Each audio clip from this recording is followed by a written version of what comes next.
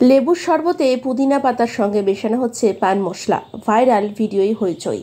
গরমে ঘেমে নিয়ে বাইরে থেকে ফিরলে এক গ্লাস লেবুর শরবত যেন অমৃত। শরীর এবং মন ছুঁয়ে স্বস্তি বিরাজ করে। এমনিতেই লেবুর সঙ্গে বন্ধুত্ব করে নিলে দুদণ্ড শান্তি পাওয়া যায়, কিন্তু ধরুন সেই লেবুর জলে কেউ গুটকা মিশিয়ে আপনাকে পরিবেশন করলো, ভেবেই গা গোলাচ্ছে, তাই না?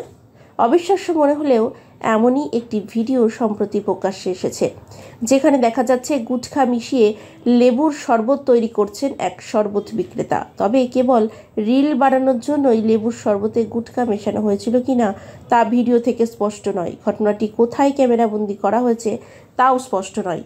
এই ভিডিওর সত্যতা যাচাই করেনি শাইন টিভি 24x7। ভাইরাল সেই ভিডিওয় দেখা যাচ্ছে একটি শরবতের দোকানে লেবুর শরবত তৈরি করছেন বিক্রেতা। প্রথমে জলে লেবুর রস দিয়ে সেই মিশ্রণে একটি মিষ্টি তরল মিশিয়ে দেন তিনি।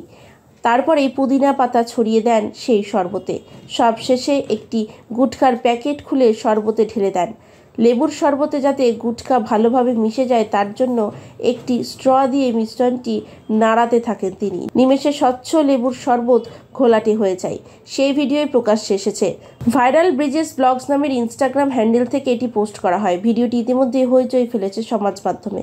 লক্ষ লক্ষ বার ভিডিওটি দেখা হয়েছে, কেবল লাইকই পড়েছে 7 লক্ষ। অনেকে মজার মন্তব্যও করেছেন ভিডিওটি দেখে।